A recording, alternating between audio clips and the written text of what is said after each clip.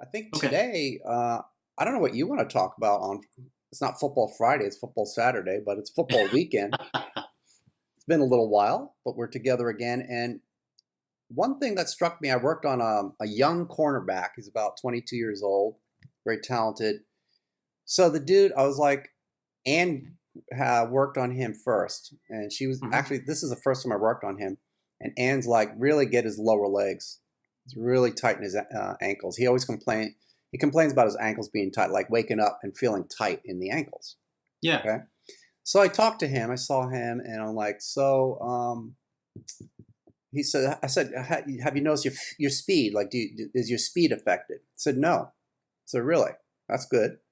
He said, no, it's my vertical jump. If I want to I wish it could be higher because I want to catch the ball, for an interception if it's a high ball or block it. And I feel like I'm limited with my tight ankles. I'm like, okay. So, and Ann's like, he only has dorsiflexion. He has no plantar flexion. And you know what? Totally true. The dude has no plantar flexion. Really? He's just jammed and stuck. And it's not even the joint being jammed. It's just no plantar flexion. All right. So I worked on him. And he's 22. He's very flexible. He has a good body. He's got his tight corners. I always tell the cornerbacks, I'll do the cornerback special. I know the tight corners of the cornerback. And they laugh. And they're like, yeah, we got some tight corners too. It's all about speed with you guys, directional change. Yep. And so basically, I wish I would have done a pre and a post. I really wish I would have had a vertical jump. And I wish I had that measuring tool to measure his jump. I'm going to get one. Yeah. And the after. But I got plantar flexion. It's a work in progress because he's pretty locked up. But I don't know what is your experience with jumping or vertical jump or anything with plantar flexion limitation? Did you notice any football players having a commonality there or not? Um, you know, uh, Cornerbacks and receivers are probably Anybody. yeah. I'm not. You don't have to limit to the cornerback. Okay, well, with anyone, but like ankle mobility has been a huge thing. A lot of with the linemen too, because getting their hips down and staying in a good position for leverage, it all starts from the ground up for getting into almost a good squat position and stay balanced. So being able to do that dorsiflexion at the proper amount and that good range of motion helps a lot with where the hips sit Right. and where their legs and their knees go, so that they're stacked properly for proper leverage and keep their balance going. The plantar flexion, for that explosiveness there, you see a lot of that too. Just a lot of them have some gnarly ankles. They've had some issues going on. There's scar tissue, whether it's chronic sprains, surgical issues. So their ankles just keep getting stiffer and stiffer each year, it seems like. So yeah, so I see a lot of issues as far as some of the planting, some of the acceleration, the jumping off, um, Well, and I pushing off feel through. I I go back with ankles and my thoughts about ankles. Every time I see an ACL or anytime there's a knee issue, pre-ACL, when I think what are the conditions that are setting up this player for an ACL tear? Because a lot of tears are caused by not a blow to the knee; it's caused by cumulative strain to the ligament. Yeah, Okay, a blow to the knee is one story. A blow is a blow, right? A collision or whatever, that's going to blow the ACL. But there are people who have done the route. I've worked on wide receivers. They've done the same route over and over and over again. And then all of a sudden they do the same route. They shoot straight out and then they make a turn. The knee blows. hmm Nothing they did wrong, but the knee blows. Why did it blow then? Because this is what I tell when they said, why did my knee blow? I go like this. Because the first time you got a strain that you didn't even hardly notice, that's what happened. Did you hear that? yeah, And then the second time, when you go out again, and then that one time, you didn't do anything, you did the same route, it's torn yeah. straight through. So literally, they were getting micro tears in my mind. This is just, I didn't get this from anybody. This has always been my mind. How do I rationalize Interesting. why this happened? I believe they had micro tears over time, and because the blood supply isn't as good as in a muscle, hmm in a ligament, it's there, but it's not as good.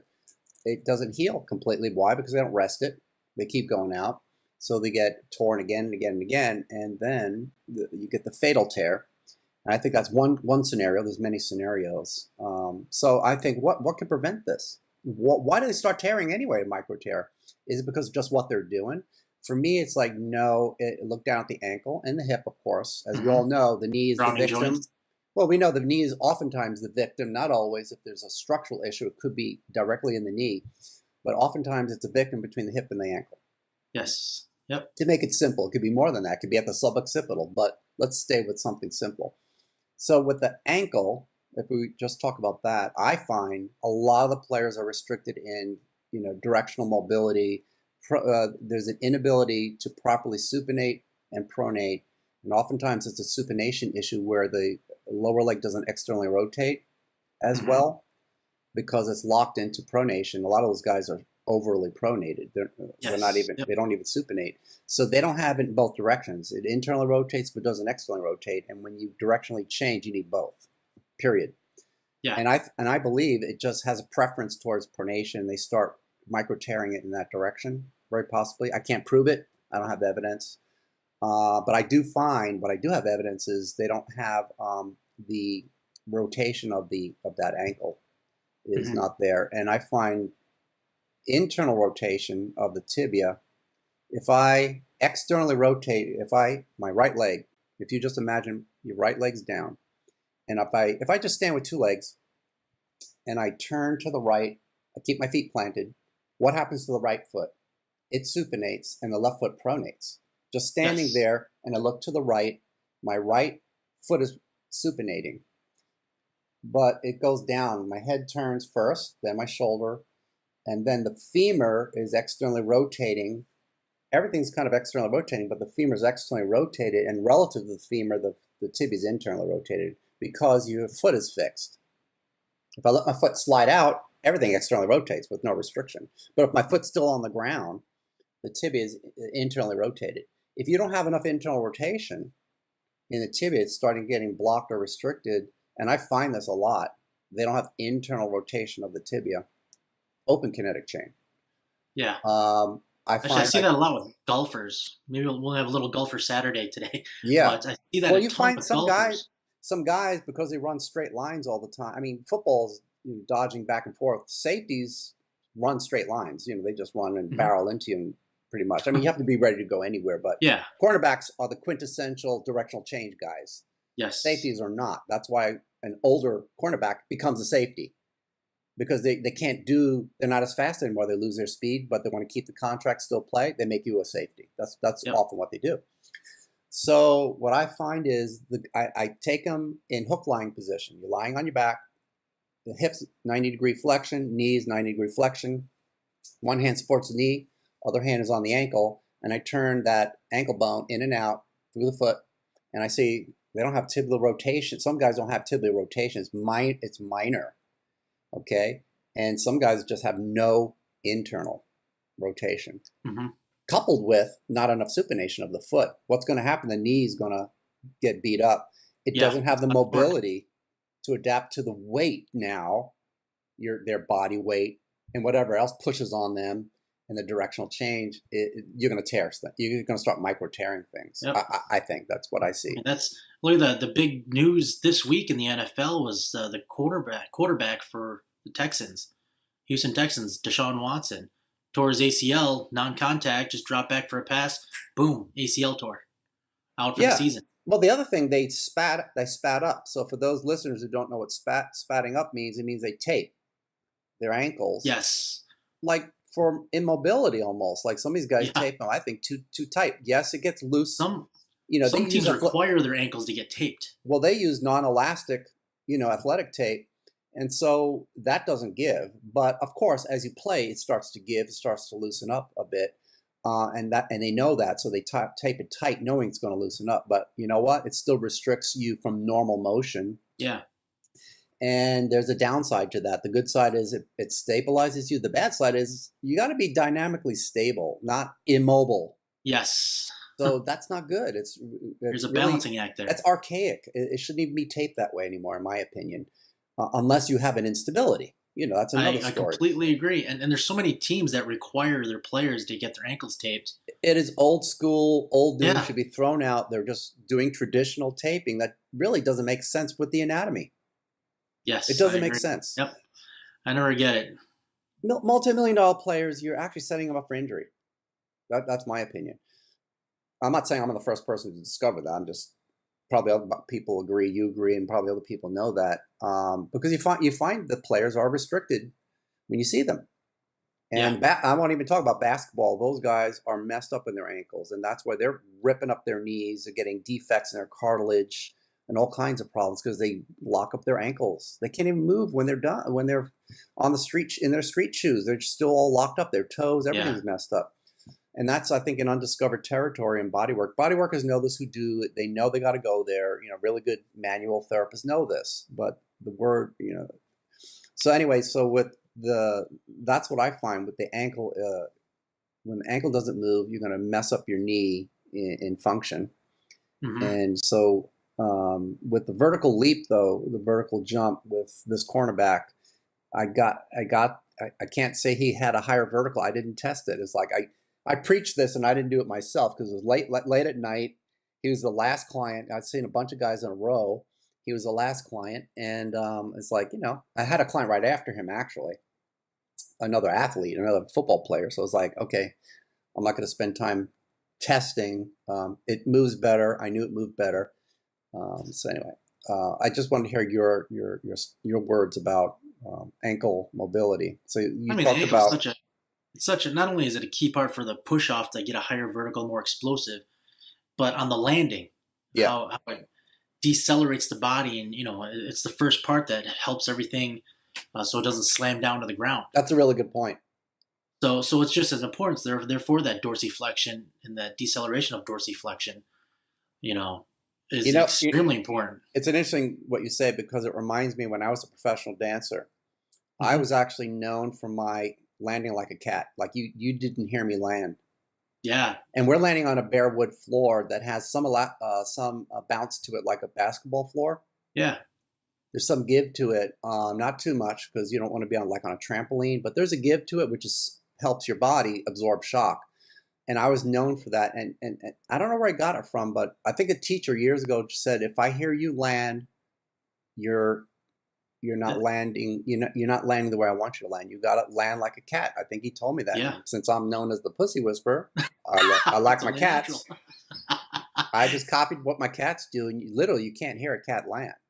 Hmm. And part of that I think is it's an effort thing where you control the eccentric release of the plantar flexion into dorsiflexion. And the whole thing was we don't want to hear your heel hit the ground because the heel is what makes the sound loud. So even if it does touch, then at that point that you start transitioning that load to the knees and hips. Yeah, I mean the heel has to, when you do plyometric training, especially if you do repetitive jumping in plyometric training, which is all what we did in dance. You have to let the heel hit on the ground because there was a technique called Balanchine technique when they were known for as a very quick technique, almost like you don't have time before you change direction in your jumps. You didn't have time to put your heel down. You know what problems they had? Achilles tendonitis. Yeah. Big time. Yeah, totally. That tendon got so beat up and inflamed that some people were literally disabled. And they started wearing like little heel lifts that they would tape to their ballet slipper. They put a heel lift so you wouldn't even go through the tendon in the eccentric landing. So anyway, I think it's relevant with football players. That would not be a bad thing to do plyometric training of seeing if they have that kind of control coming down. It would make you a hell of a lot stronger. When I used to do a lot of training and I used to do a lot of plyometric stuff with my athletes, I'd always have to say, like, hey, land like a ninja, be a ninja.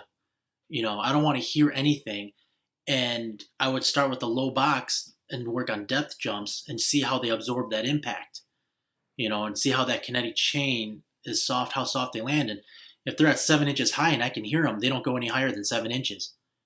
Right. And then we slowly built up from there.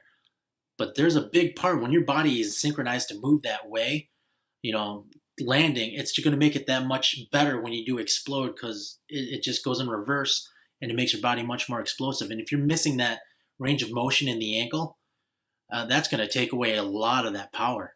Exactly. So on that note, we're going to end the conversation. We're going to keep it real and keep it interesting, keeping it short because we know you guys are busy out there. But the takeaway today is the ankle mobility. We all know about that perhaps, but maybe with the football players, I'd like to know from any listeners if you have noticed a decreased plantar flexion, and if you increase their plantar flexion, have you noticed a change in their vertical jump? That'd be interesting. I'm going to look into that this week. Yeah. I want to do a couple of things, and I just want to check out their plantar flexion, dorsiflexion. You might do some before and after verticals. I think in my mind, I mean, intuitively and based on science, just range of motion, I feel like with good control, if you just have the full ankle mobility, it would make sense to me that you need both, of course, to go down. You need to go down to come up. And if you have limitations in either direction, dorsiflexion coming down and then plantar flexion going up, I think in either direction, it would limit your vertical. I don't know. I'm not aware of any studies that determine that. So if anyone out there has any information about, when I worked on the dorsiflexion increase, they they did this or that. We had this or that result. They landed better. You would expect that, or like you said, landed like a ninja and before it was loud, or they had a better push off for the next move, whether it's a vertical jump or even just a leap. Multi-directional leap. If as a practitioner, if you can get the ankle loosened up and prove that you can increase somebody's vertical by an inch or even 3 inches, you're going to have an instant market with the football players, with basketball players, and with the volleyball players. Yeah. That are very vertical leap based, in their sport. And if you can say that, you're going to have coaches sending you clients over to you left and right. I mean, obviously, triple extension helps, getting yourself off the ground or just coming out of a deep squat. It's all triple extension. But especially when you come off the ground, the last part of that triple extension is that plantar flexion. Yes. Yep. But we all know it, the power is from the glutes, the posterior chain or the back net is part of that, right? You have to have good eccentric control and then a lift off from the hips. Right? And if that power from the hips and the glutes doesn't transfer into the ground through the ankles, you're going to lose a ton of power. Yeah. So I'd love to hear from people who have some thoughts about that. Yeah, that would be too. This will be interesting. Well, it's going to be a hell of a weekend of games. Getting rougher and tougher, so we'll see what'll happen. Yeah, we'll see. It's getting tight, so playoff season's coming up a little bit. Everybody's getting ready starting to see where the pictures are going, where the playoffs are going. Yeah. So you stay on the line, but I'm going to say goodbye to listeners. I'm here with Jeffrey Kong. Jeffrey, where are you from? What's your name of your business again? Jeff Kong from Tri-Covery Massage Flexibility here in Michigan.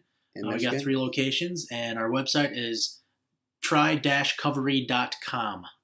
And I'm Chris Frederick at stretchtowin.com. Happy to have you with us. Have a great weekend. Till next time.